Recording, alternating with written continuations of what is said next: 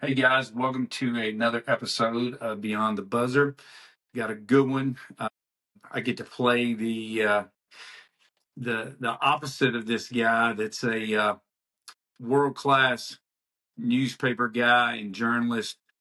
Guy's got over 40 years of experience at the Tennessean newspaper. 23 Tennessee Sports Writer of the Year. Also member of the Tennessee Sports Writer Hall of Fame.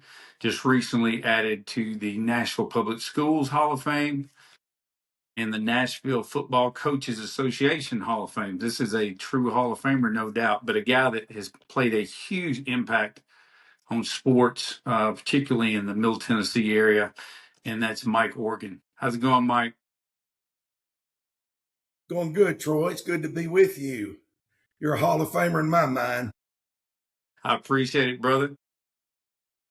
So, always kind of talk a little bit about the history. We go back, just obviously me being a player back in the day, Tennessee State, and then being a coach. Sports writers and coaches and players always kind of seemed like they always kind of cross paths at different points in time. You have been, again, kind of the face of the Tennessean for, again, 40 years if you count kind of starting out, but realistically working in the journalist part for over 30 years. And just such an impact. So it's great to have you on here to kind of get a perspective, because you've seen a lot of things happen in the Nashville area. Yeah, there's a lot of stuff happening now, and it happens these days a lot faster than it did back then.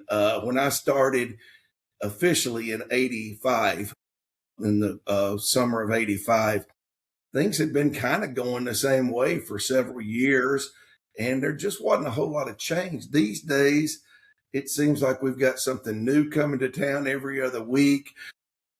A team that's on the uptick, whereas it's been down before. We look at Vanderbilt, which for years and years was down for so many years, and now it's on the uptick, and it's a lot different than when I started out. And that's kind of, you mentioned this is my 41st year. That's kind of how I've kept from getting burned out, is because really it's a completely different situation. The dynamics are completely different than they were when I first started, and not to mention the fact that newspapers are not nearly as relevant as today as they are today. Everything is online, everything's instant, automated, and that gives a whole different feel, vibe to what I do. So that's kind of how I kept from getting burned out. But you said I've been there a long time. I've covered everything in the sports department. I've covered every beat at one point or other, or backed it up. I don't guess I've not covered the soccer team as my primary beat, but I have backed up on it and covered a few games. So yeah, I've been at it a while.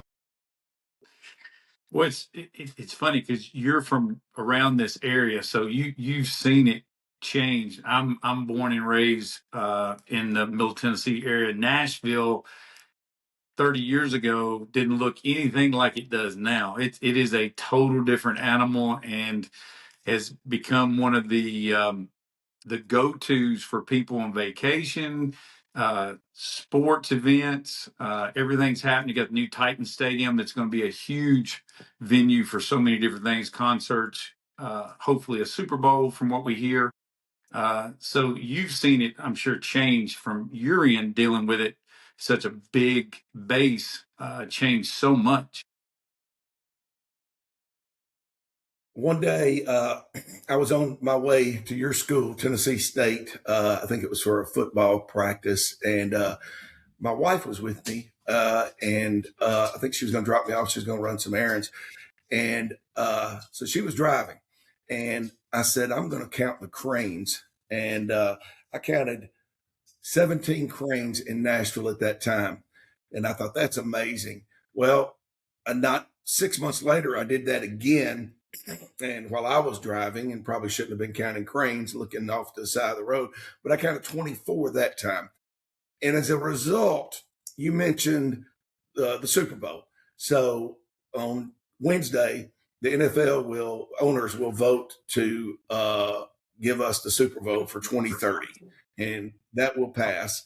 And Um, all those cranes are the reason that we're getting the Super Bowl, because I put on Facebook today or social media somewhere, it might have been Instagram, that we're going to get the Super Bowl. And somebody followed up and said, well, we better start building some hotels around the stadium. No, that's not the case. Super Bowl requires 28 to 35,000 hotel rooms. We currently have 59,000 Wow. hotel rooms in Nashville, with Wow. 2,000 under construction. So we're okay. We're going to be fine. Even though probably more will be needed by the time we get it. There's going to be more built also. They're going to be built all around the stadium. That's what all that's going to be, retail and commercial around the stadium where the current stadium is now. That's all going to be shops and restaurants and hotels. So, yeah, I've kind of just sat and watched this thing develop. And like I said, all those cranes, back that one day, I was wondering, what is this all? Where's this going to all end? Well, now today it's all coming to fruition, and we see that we're a city large enough to host the biggest event in the world, the Super Bowl. Wow. Yeah, that's super cool. If you'd asked me as a kid or even as I got to be a young adult that Nashville would host the Super Bowl, I would have laughed at you, and you probably would have as well. I think that at one point, Troy, I could have named. I grew up in East Nashville and then moved into the Hermitage area and graduated from DuPont High School, not far from Lebanon. And at some point in my childhood or in my teens, I think I could have named you every hotel in Nashville. I knew. I mean, Yeah. we we weren't a tiny city. But we were never. We were small, and we were a small city. And there's still a lot of people that wish we go back to that today. But yeah, I think I could have named you in my, teens, preteens. I think I could have named you every hotel, and I don't think I could name you 10% of them today. Yeah, yeah. It's the skyline itself has changed so much. It's a nutty, ever changing place. You go from year to year, and it just it's like and the dynamic changes, and even the cities like you mentioned Lebanon, where I'm from, how they're changing. Just Yep. just because it's kind of like the wave. It's like the domino effect that's bouncing out. I live in Brentwood now, and you see this growth. Any county that pretty much surrounds Davidson is just catching this growth wave of Tennessee's kind of the place to be. Obviously, no state income tax is huge for a lot of people, and it's just kind of become the it city for a lot of people. You mentioned the surrounding cities. I went to MTSU for college, and my senior year for a journalism project, I was doing a story on the steroids scam at Vanderbilt, and I needed an interview with George McIntyre, and so I called and I lined up an interview on a Friday afternoon before, and this is in the fall before a college football weekend. And I was a sports editor of the newspaper at MTSU Sidelines. And I got busy with whatever I was doing. And I looked up, and my interview with George McIntyre was in 30 minutes. I was in the newspaper office, the James Union building on campus at MTSU at 2 o'clock. My interview was at 2:30. I drove a Volkswagen Bug, one of the originals, not one of the ones you see on Yeah, the yeah, road yeah. now, one that wouldn't go over about 60 miles an hour. And I want you to think about trying to make it from on campus to Vanderbilt uh, in a matter of 30 minutes. I ran out of the building, jumped in my car, and I walked into his office at 25 minutes after 2. So Wow. I made it from on campus. You can't make it from campus to the interstate Well, it takes in 15 Murfreesboro minutes. now. Yeah, yeah, yeah, Yeah, for that takes sure. 15 to 20 minutes. That's Yeah. crazy. And then I'm made it all the way through town, and then I was sitting in his office at 2:30. Wow, that's crazy. So what got you want to be obviously you was an athlete and you played sports, but what was the push for you to get into sports journalism? Who was some of the people that influenced you to kind of do this and kind of your mentors? Well, you're right. I played sports since I was just, old enough to, and I thought, I want to stay in sports the rest of my life. Well, I knew I wasn't going to play professionally. I knew that for me to stay in sports for the rest of my life, I was going to have to be in a different situation. I wasn't going to be a player and transition to coaching, something you do like yourself. So I just decided to find something associated with sports that could last a long time. And in the seventh grade at Two Rivers, we moved from East Nashville to Madison for a year or two. I was at Two Rivers for 2 years, and I just went down and asked if I could be on the sports staff. And I was the only one that did. So I not only was the reporter, I was the sports editor. And that was in the seventh grade, and I have been involved ever since, all the way through high school into MTSU, and then. But even before I got to high school, I started working for the Tennessean through Tom Squires, who was a legendary high school sports editor for the Tennessean. Went on to start Florida Today newspaper in Cocoa Beach, and how that came about was I went to church with Edgar Allen, who was the prep editor of the Nashville Banner. And he took me in when I was in the eighth grade or seventh grade for career day and let me work with him at the Nashville Banner. And I got to meet Fred Russell and everybody on the staff at the Banner. And then a year later, he calls me and he says, "Hey, the Tennessean needs people to keep stats on Friday nights. Would you want to keep stats for high school football games?" So he introduced me to Tommy Squires.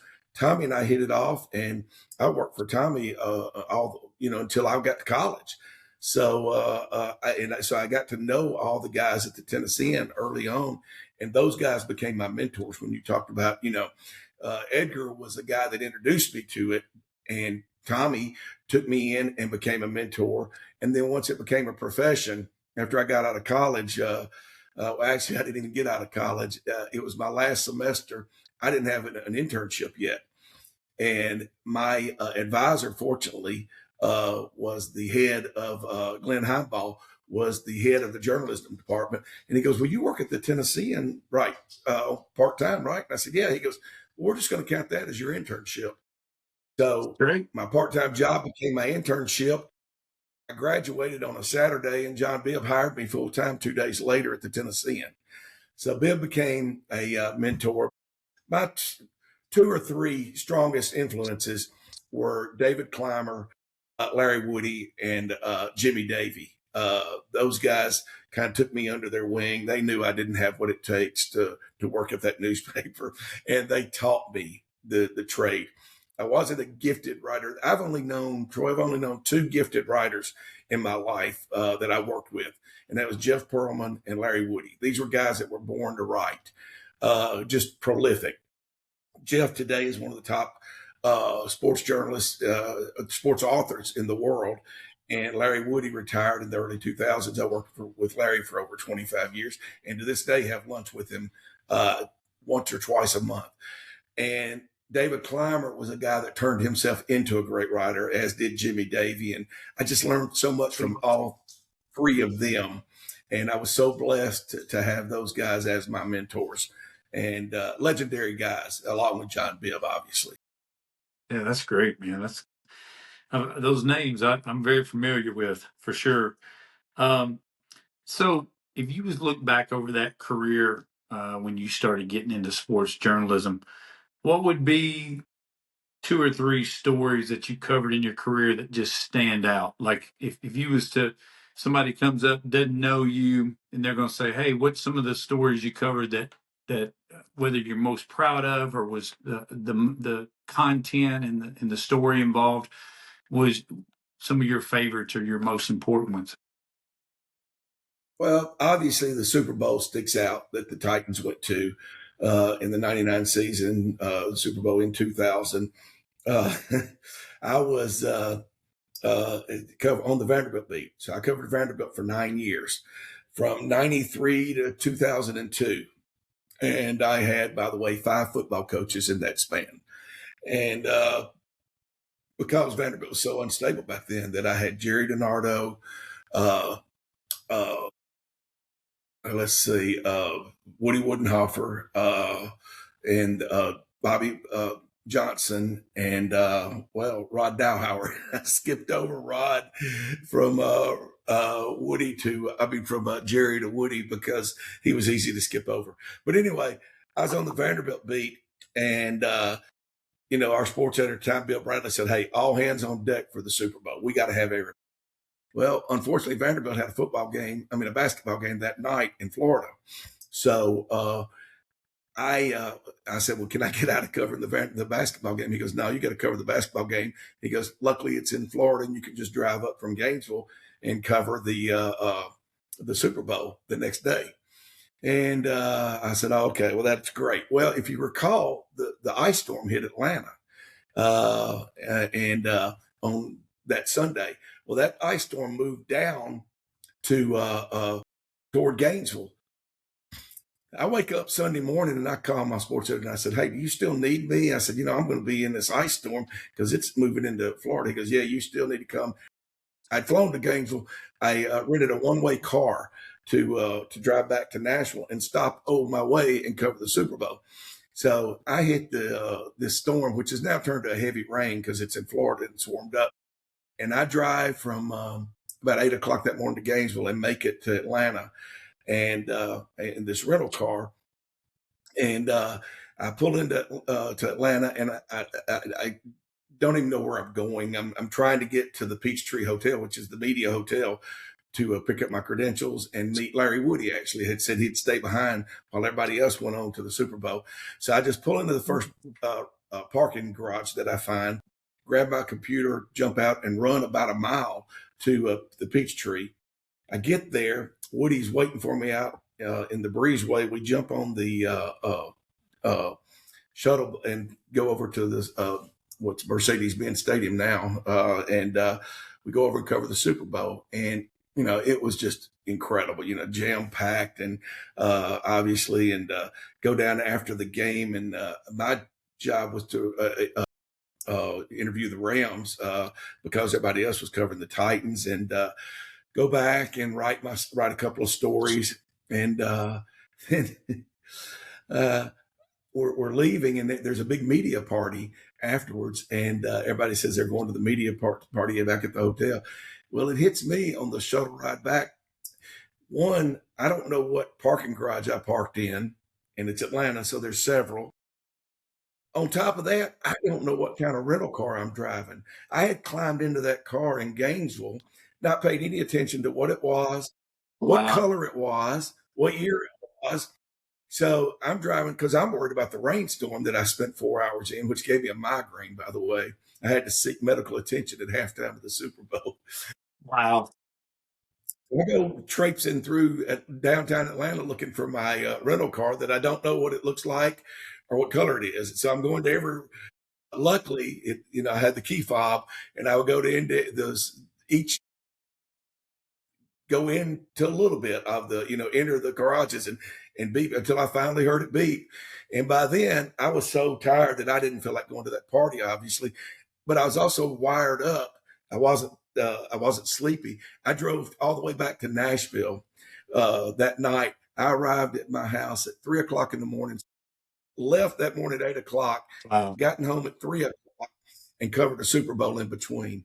That venture was pretty incredible. Other things, I got to interview Pete Merritt. When I came to the Tennessean, everybody was entrenched with their beats. David Clymer covered Tennessee. David Clymer, who's from Lebanon, by the way. Right. He covered Tennessee. He had the Tennessee beat. Larry Woody had the Vanderbilt beat. I took it from him 4 years later. Larry Taft was the prep writer. Carol Stewart and Cindy Smith covered women's athletics. Carol Stewart covered high schools. Anyway, I basically helped out on all beats, but also anytime anybody famous came into town, I got to interview them, and I interviewed everybody back in those days. And Pete Maravich came in, and I went over to interview him. And he was so cool that after I interviewed him, he'd spoken at a church over on Charlotte Avenue. He goes, "Let's just step outside." We stepped outside and sat down on the stoop outside of this church for about an hour. And Wow. that was surreal because I grew up idolizing Pete Maravich. I mean, obviously from LSU and then even into his NBA years. Well, And he died. my youngest is named Maravich. My youngest Are son. you serious? Yeah, yeah, yeah, Wow. yeah, We can appreciate this. yeah, Well, yeah, he was absolutely. phenomenal. And and he died a year to almost that date. I think it was 2 days after. Wow. He died a year and 2 days after that date. So those are just a couple. There's so many that I I'm sure. could and will write. I will write a book someday, and not just my stories, but the John Bibb and the Larry Woody and Jimmy Davey and David Clymer stories. There's nobody left to tell those stories, and I luckily I've got them here, and somebody needs to put them down on paper Yeah, because they're worth retelling and the yeah, next generation to hear. Because not only did they happen to those guys, the the profession is gone. It's now turned into digital. It's a completely different job now, and things don't happen the way they used to. Writers don't have the relationships with coaches that they used to. You mentioned that at the onset of this program, and that writers and coaches had special relationships. They don't have that now because there's so much media today. You can't have those one-on-ones. You don't. It amazes me, Troy, that you can't just whatever beat you're covering. If you need to talk to that coach, you can't just grab your cell phone and call him. I did that with all my coaches. I could call them at any time. They obviously could call me at any time. And that's not the way it is now. You go through sports information. You go through a lot of them have their own people these days, yeah. and you jump through all kinds of hoops. By the time you get them, they're not candied. They're prepared. They're going to give you a prepared statement. You don't get the real person, and you never get to know the real person because you don't ever spend any time with them away from the sport. You don't go out to eat with them. You're never there with their family. And it's a shame because that was one of the really unique and valuable things that you got to do as a sports writer, a privilege, actually, that you got to rub shoulders with great athletes, great coaches, great administrators, that you don't get to do that today. They're so insulated and protected. You don't have that anymore. You created those relationships. I mean, you were tied to them, and they knew that, and they knew you, and they knew what they could trust you with a lot of things, and they could talk about things very organically. And again, now it's uh, press conference based, and it's all kind of different ways. You'll hear the same kind of, I don't know, dog and pony show or whatever for 5 interviews, and it'd be the exact same thing. No, I get that. I totally do, and that's kind of what's starting this show. Is I kind of wanted to be an organic, just kind of throw some questions out, kind of take it, run with it, and just kind of enjoy the experience. The camaraderie of it for sure. Um, so you mentioned Pete Maravich is a huge interview for you. Who would be a few more of your top interviews in your career? Arnold Palmer was big. Jack Nicklaus was big. Herschel Walker, because of what a phenomenal athlete he was when I was, I think he's 1 year younger than me. So him, Bo Jackson was a fun interview because he was nothing like I expected him to be. Tony Dorsett was not a good interview, did not have a good personality. Wow, Emmett Smith was not a good personality, did not have a good personality. Who else? Gosh, I've got a list of about 200 that I keep because I knew at some point I started thinking this is rare Yeah, to be yeah, able to talk to this many people. So I started keeping them through the years. Dean Smith.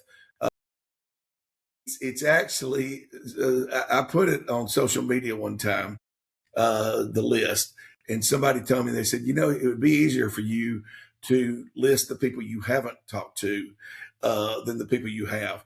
and yeah. and that's kind of right. I mean, I've never interviewed Michael Jordan, and that's kind of become a goal of mine, which I really hope becomes true with me now. I'm covering NASCAR now full time, Oh, yeah. and with us, coming close to having 2 NASCAR races, and with his team currently being the best team in NASCAR.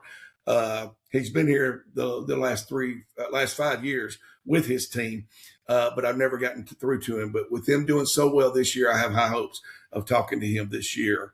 But along those lines, Richard Petty, I've interviewed, of course, Darrell Waltrip many times, Sterling Marlin, every Cup driver there is currently, Denny Hamlin to Connor Zolich, who is a rookie. So yeah, there's more of the people that I haven't interviewed that I wish that I could. Never interviewed Muhammad Ali. Would have liked to have done that. But yeah, I'll show you that list someday. It's pretty phenomenal. And again, these were one-on-one interviews, and 95 to 96% of them. These weren't, I mean, I interviewed Rick Pitino several times in just scrums like that. But also, one time I was on my way to Murphy Center for the state basketball championships, boys, and I stopped at the gym I worked out in. It's called Club Vita on Murfreesboro Road. And Rick Pitino is on the treadmill. He's in town to recruit somebody. To this day, I think it was Anthony Hardaway. And I see him and I don't think anything about it because I'm thinking, well, he's here to, he's going the same place I'm going. So I finish my workout and I go in the locker room to change, and there's Rick Pitino standing in his underwear. And I said, Coach, listen, I don't mean to bug you. You're standing here in your underwear, but if I don't at least try to interview you and somehow my boss finds out that I stood this close to you and didn't, I'm going to get fired. And he laughed and he said, what do you want to know? So I got a little 10-minute interview with him standing there in his underwear. That's cool, man. That's super cool. Yeah, I definitely want to see that list, man. That sounds awesome. So I'm gonna leave you one last question, and some of this you've kind of hinted on here and there, but what's the toughest challenges to being a sports journalist now versus, let's say, 20, 30 years ago? And how do you think AI is going to play in to sports journalism in the future? I'll start with the second question first because AI is extremely important, and I don't think most people realize. Well, I think most people do. A lot of people are scared of it. Well, I'm going to tell you what. Journalism today, sports reporting today, better embrace AI because we didn't embrace the internet. We did not embrace the digital world, and we sat back and thought it was a fad. And we said, well, this will come and go like so many things have, beepers and whatever else. Yeah. Well, we acted like it didn't exist until it was too late. And that's one of the main reasons there are no newspapers. There are so few newspapers today, right. Print newspapers. We were slow to make that transition. Now, once we did it, we realized what we'd done. We're not going to do that again. So that's one of the, it was a hard way to learn. It was a hard lesson to learn, but we learned it. And so we're trying to find a way to integrate AI today. One way you can do it, that it can be extremely helpful, and no journalist should complain about it or reporter complain about it, is that it corrects mistakes. It can find mistakes and errors. Now, sometimes it corrects things that shouldn't be corrected. So you can't leave it alone and just push a button and say, okay, AI, fix this story and then publish it. Now you got to go back and see what it did, but more times than not, it fixes things that you had missed or an editor had even missed.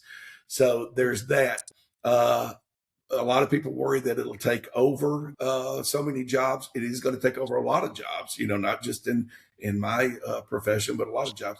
But at this point, I don't think that's a concern as much because, again, you still have to have relationships with these coaches and athletes and the people you cover to some degree, not to the degree that you and I were talking about earlier, but to some degree. You still have to have one-on-one conversations. You still want your stuff to be different from the guy who stood next to you in that interview. Whatever he or she wrote, you want your story to be different. Well, AI is not going to do that. So that's the main thing. And the toughest thing was what you asked nowadays. It's tough, but it's challenging. And you being an athlete, you understand this, and a coach, you welcome challenges. What's tough about it is it's a 24-hour, 7-day-a-week job. Back in the old days, you got news, your biggest concern was holding it until you could get it out to the public the next morning. Right. If you work for an evening newspaper, I referenced the Nashville Banner early, you held it until you get it out at 5 p.m. the next day. That was the biggest challenge. Now, there weren't nearly as many threats back then. The opposing newspaper was a threat. Radio, to some degree, and television could break it on you. Nowadays, anybody with one of these can break news, and they Right. often do. And so that's a huge challenge. Anybody can be a reporter. They don't have to have a degree. They don't have to have worked for any media outlet. They can be a reporter. So you're up against them.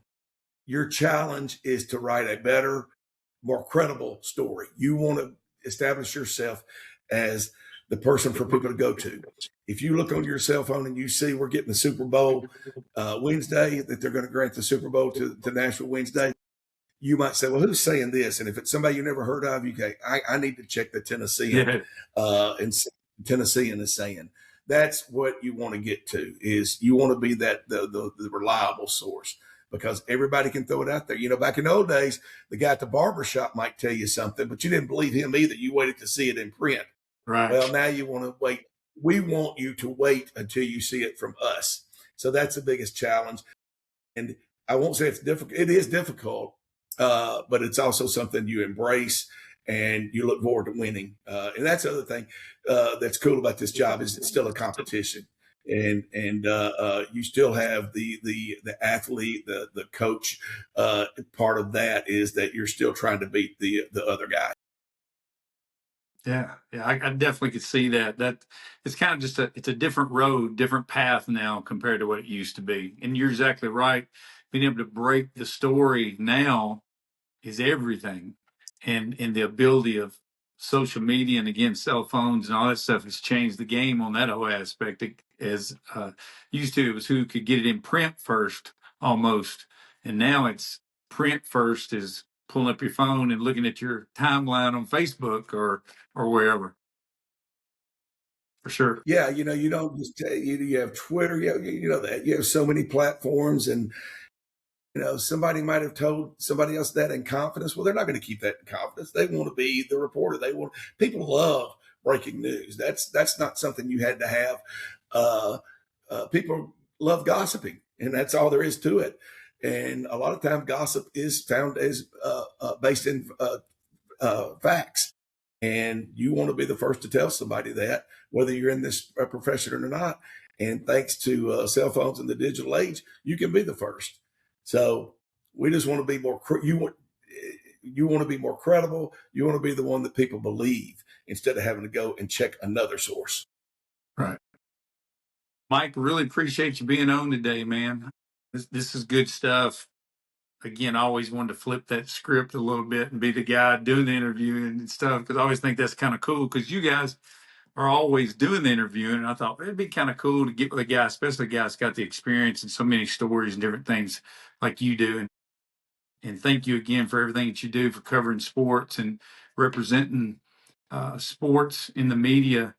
We've got some great ones around here, but you're kind of the godfather of all of it, as far as being around, and appreciate you and talking about some of those names too. Those good names kind of fall back. Again, a lot of those guys have passed away and gone now, but really appreciate you being on. And guys, be sure to follow Mike on any of his social media platforms. What's some of those that they can follow you? Well, on Twitter, I'm at Mike Organ Writer. At the Tennessean, it's Tennessean.com/sports. You'll find me all throughout on that page. Friend me on Facebook and I'll friend you back. I've got so many Facebook friends that I've never met that I see out in public, and I love it when that happens. Hey, we're Facebook friends, and I never doubt them, because I know we are, and it's so cool to get to know people from that. So those are the main ways. And the Tennessean's still in print, and I encourage people. We've turned the newspaper into something it's more analytical instead of breaking news, obviously, from what we were talking about.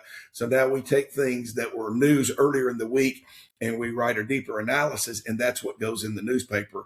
And you can still get subscriptions to the Tennessean, or it's still at most convenience stores. And I encourage people to to, it just seems when you read something in print, you put more thought into it and you remember it better. So I still read the Tennessean. I still have a subscription, and I enjoy going through and reading it because it's not so wham bam.